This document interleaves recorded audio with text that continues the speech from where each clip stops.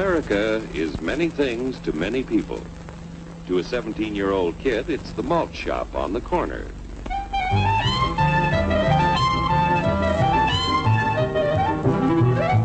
To Grandpa, it's the front porch in the cool of the evening. To Mother and her family, it's church on Sunday morning. And to Dad, it's his favorite relaxation.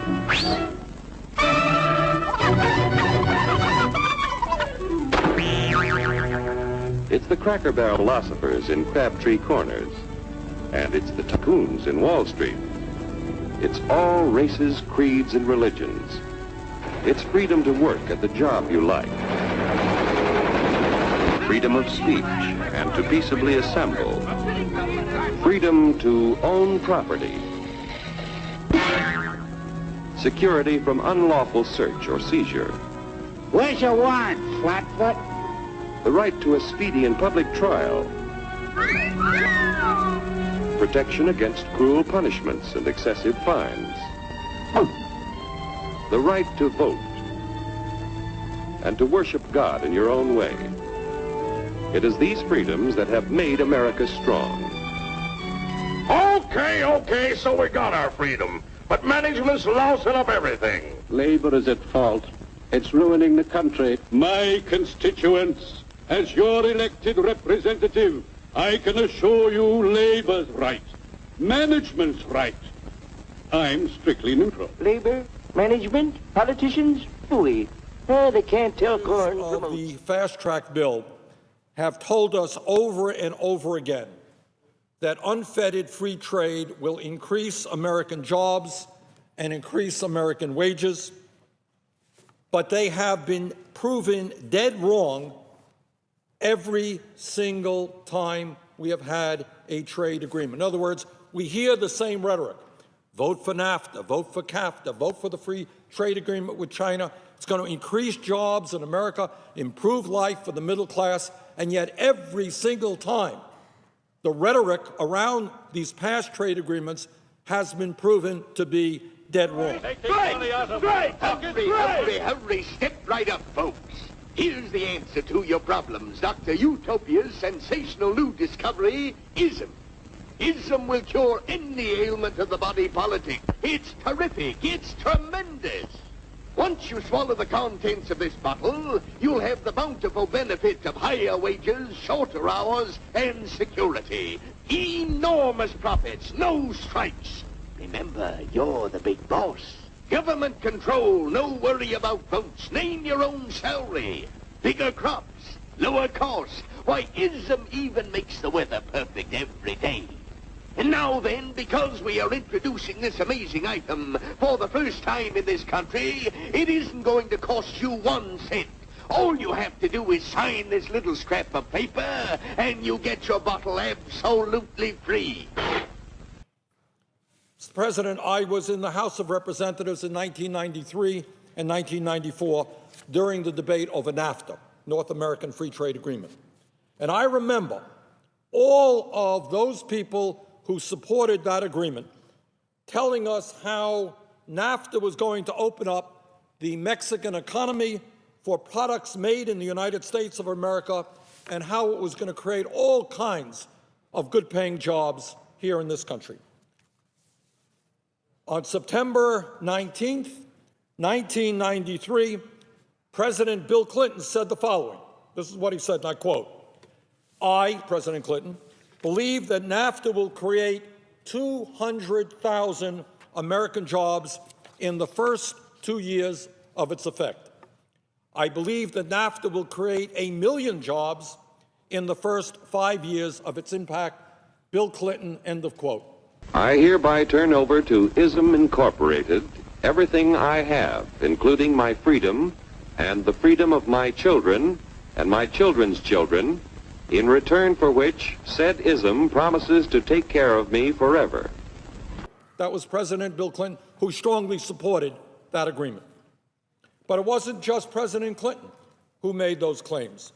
The Heritage Foundation, one of the most conservative think tanks in this country, said back in 1993, and I quote, "Virtually all economists agree that NAFTA will produce a net increase of U.S. jobs over the next decade. End of quote. That is from the Heritage Foundation, conservative think tank. Further, during the debate over NAFTA in the Senate in 1993, the distinguished senator from Kentucky, Mitch McConnell, who is now the majority leader, said, and I quote, "American firms will not move to Mexico just for lower wages." End of quote, Senator McConnell. Virtually every major newspaper in America had editorials saying, support NAFTA, Washington Post, New York Times, Wall Street Journal. Support NAFTA, it is good for the American worker. Well, it turns out that NAFTA, which of course was supported by every major corporation in America, supported by Wall Street, supported by all of the big money interests, well, it turns out that all of those projections regarding NAFTA turned out to be dead wrong.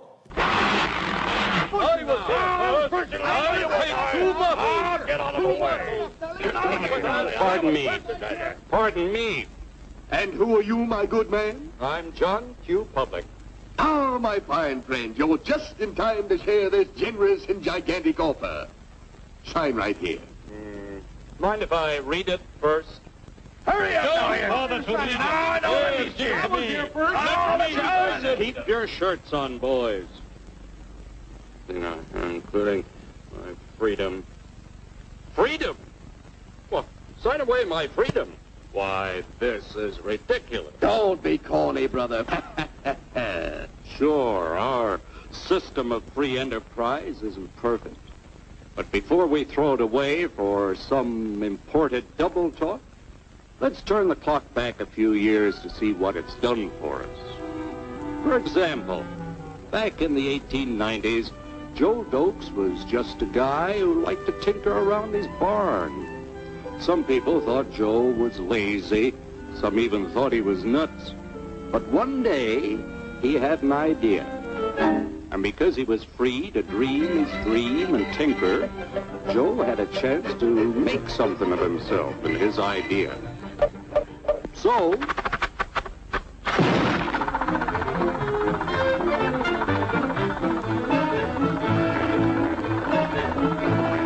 of course, some people didn't think so much of Joe's idea.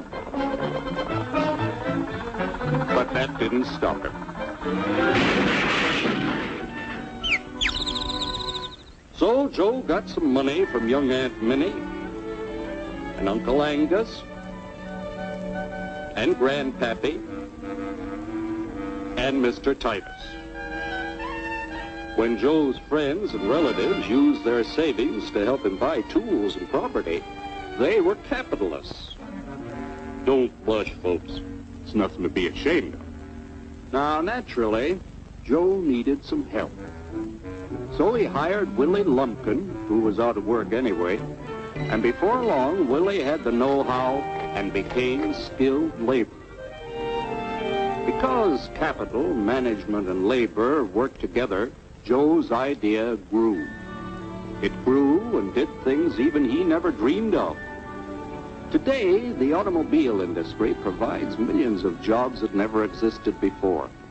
And remember, this is a story of only one industry. There are thousands more scattered all over the United States whose history of development is pretty much the same.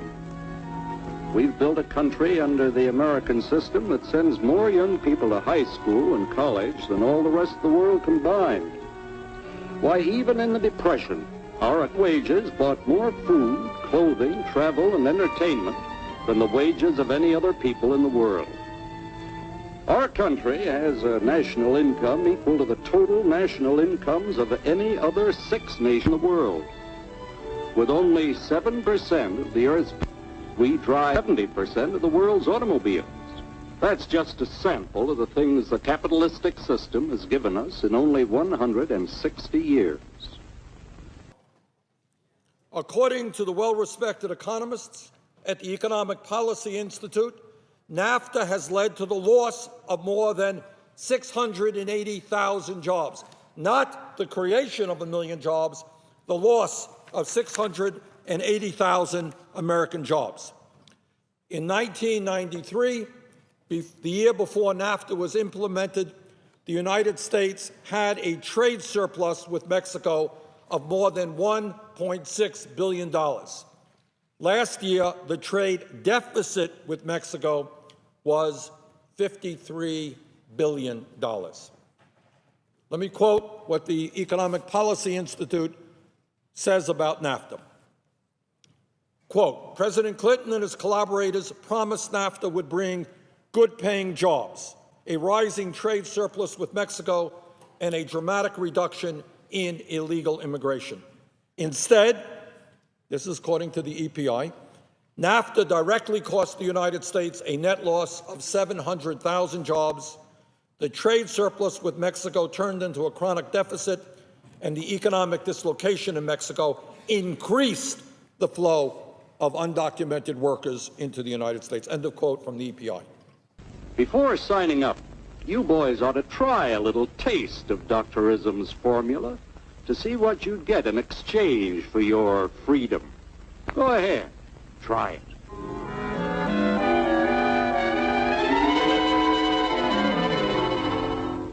You can't do this to me! I'll strike!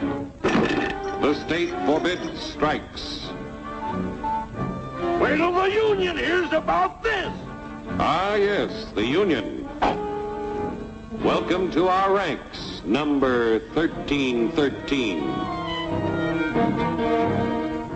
I'll take this case to the Supreme Court. The state is the Supreme Court. Our decision is as follows. No more private property. No more you. The farm vote will put a stop to this. Farmers don't vote anymore. What'll they do for seed next year? You won't have to worry about next year. The state will do your planning from now on. We must fight to regain our freedom, or everything is lost. Everything! Everything is fine. Everything is fine. Everything is fine. Everything is fine. Everything is fine. Further, Mr. President, let me just quote an article that appeared in the New York Times yesterday. Quote, Mexico has become the most attractive place in North America to build new automobile factories, a shift that has siphoned jobs from the U.S. and Canada. In the past 2 years, 8 automakers have opened or announced new plans or expansions in Mexico. Low labor costs and fewer tariffs are the swing factors. End of quote, New York Times yesterday. In other words, Mr. President, despite all of the rhetoric about how this unfettered free trade agreement with Mexico was going to create jobs in this country, it turned out, not too surprisingly, I voted against NAFTA, it turned out to be exactly the opposite. Those people who told us how great the agreement was going to be were dead wrong. Why were they wrong? Well, for obvious reasons. When you have workers in low-wage countries, people who are prepared to work for 50 cents an hour, $1 an hour, $2 an hour, it doesn't take a PhD in economics to figure out that corporations will shut down in America, move to those countries, pay workers pennies an hour, not have to worry about environmental regulations, not have to worry about, in some cases, trade unions. You don't have to worry about that stuff. So what would an American corporations do? Of course they would go to those countries. That's exactly what they have done. When anybody preaches disunity, tries to pit one of us against the other through class warfare, race hatred, or religious intolerance, you know that person seeks to rob us of our freedom and destroy our very lives. And we know what to do about it. Now, gentlemen, no violence, please. Don't throw those bottles. Don't throw those bottles. No! Oh, no! No! Hey!